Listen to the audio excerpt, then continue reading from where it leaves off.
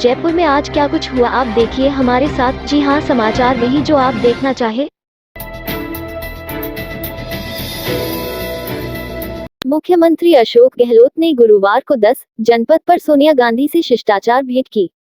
सोनिया गांधी से मुलाकात के बाद सीएम गहलोत ने मीडिया से रूबरू होते हुए कहा कि सीएम गहलोत ने मंत्रिमंडल विस्तार और राजनीतिक नियुक्तियों का मामला पार्टी आलाकमान पर छोड़ा है। उसी के दिशा निर्देश में यह काम होगा।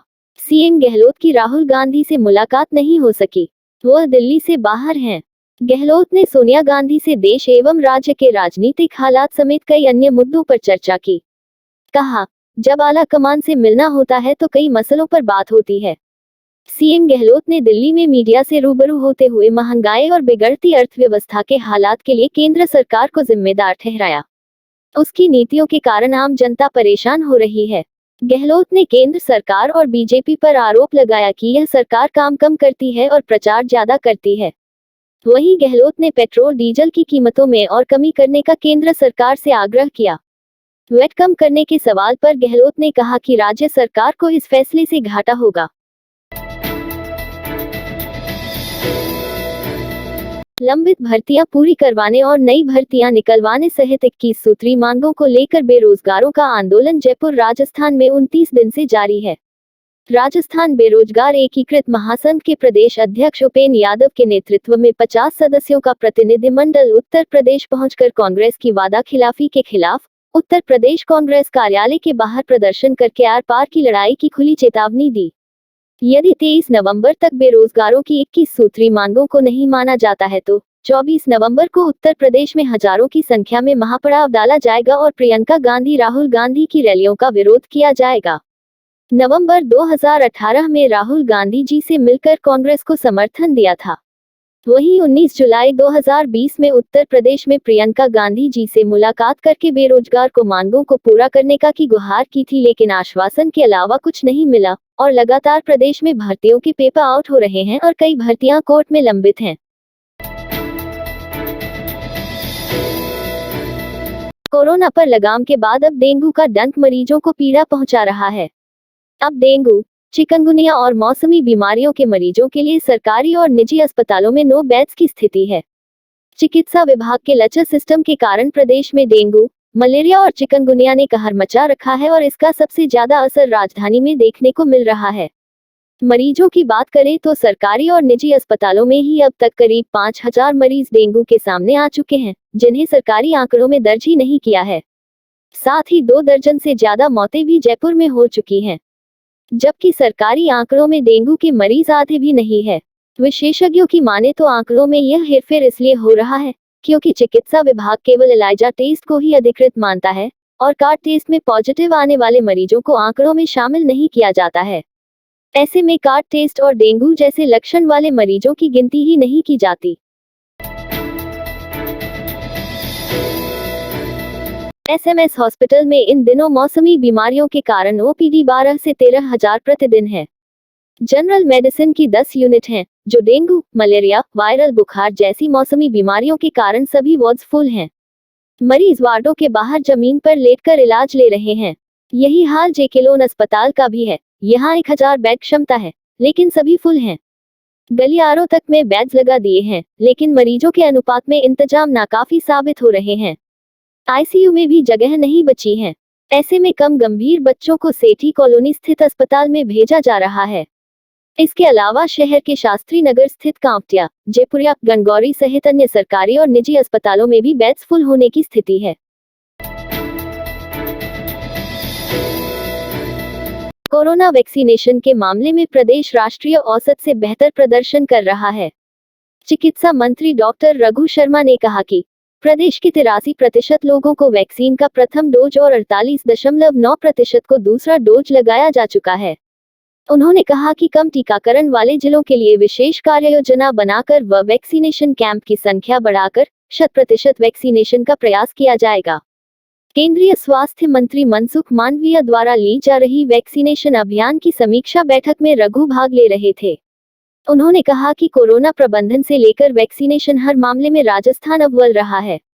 प्रदेश में चल रहे प्रशासन शहरों व गांवों के संग अभियान में चिकित्सा विभाग द्वारा व्यापक स्तर पर वैक्सीनेशन हो रहा है।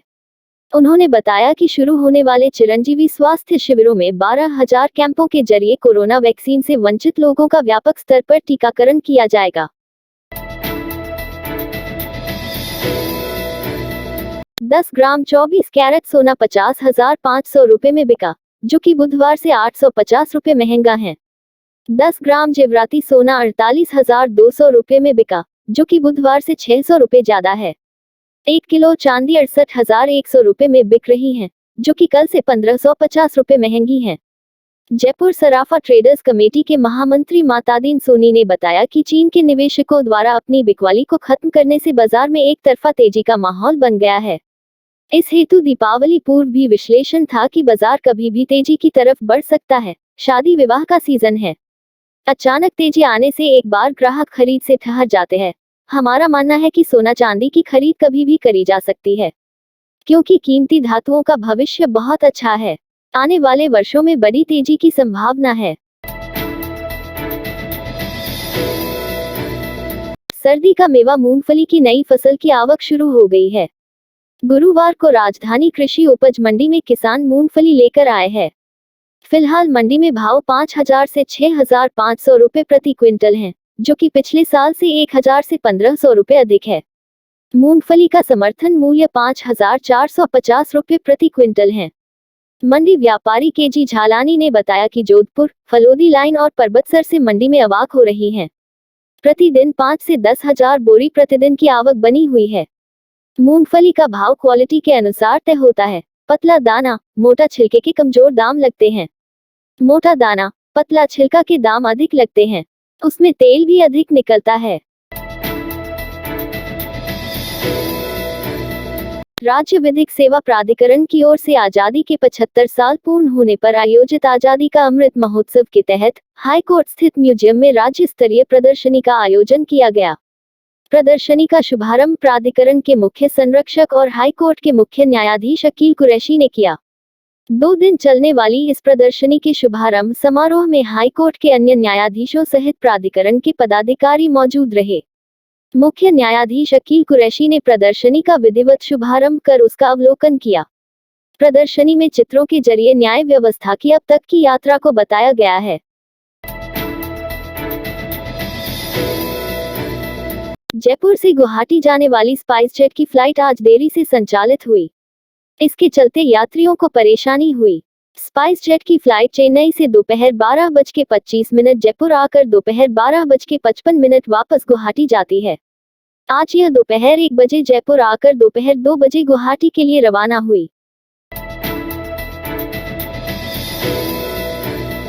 लोकसभा अध्यक्ष ओम बिरला की अगुवाई में संसद सदस्यों ने मौलाना अबुल कलाम आजाद की जयंती पर संसद भवन में उनके चित्र पर श्रद्धा सुमन अर्पित किए। लोकसभा के महासचिव उत्पल कुमार सिंह ने भी उन्हें श्रद्धांजलि दी। भारत के तत्कालीन राष्ट्रपति डॉक्टर राजेंद्र प्रसाद संसद भवन के केंद्रीय कक्ष में मौलाना अबुल कलाम आजाद के चित्र का अनावरण किया था। राज्यपाल कलराज मिश्र ने दक्षिण राजस्थान में जल संग्रहण के लिए प्रभावी मास्टर प्लान बनाने पर जोर दिया है। उन्होंने जल जीवन मिशन के अंतर्गत राजस्थान को 50-50 के स्थान पर 90-10 के अनुपात में सहायता उपलब्ध कराने का आग्रह किया है। राज्यपाल मिश्र राष्ट्रपति भवन में 51वें राज्यपाल सम्मेलन में संबोधित कर रहे थे। उन्होंने राष्ट्रपति श्री रामनाथ कोविंद, उपराष्ट्रपति एम वेंकैया नायडू, प्रधानमंत्री नरेंद्र मोदी, केंद्रीय गृह मंत्री अमित शाह सहित विभिन्न राज्यों के राज्यपालों एवं उपराज्यपालों के समक्ष राजस्थान के विकास से जुड़े मुद्दों की चर्चा करते हुए विस्तार पूर्वक बात रखी। राज्यपाल ने कहा कि दक्षिण राजस्थान क्षेत्र में जल संग्रहण की प्रभावी योजना बनाई जाए, ताकि आदिवासियों को स्थानीय स्तर पर रोजगार मुहैया कर उनके पलायन को रोका जा सके। इस रात की सुबह नहीं होती जब तक हाथ में उसकी गर्माहट नहीं होती। चाय का प्याला, अखबार साथ पुराना है, मिट्टी से जोड़ता है। खबरों की खुशबू से सारा घर महकता है। हर रंग में ढला कहानियों से किस्सों तक ले जाता है बेरोक टोक। देश के हर हिस्से तक ये हकीकत का आईना है, ख्वाबों को सच करके दिखाता है। दैनिक नवज्योति, आपके लिए, आपके साथ। ये थे आज के मुख्य समाचार। विस्तार से जानने के लिए पढ़ते रहिए दैनिक नवज्योति। दैनिक नव ज्योति के YouTube चैनल को सब्सक्राइब करें और ताज़ा अपडेट के लिए बेल आइकॉन दबाएं।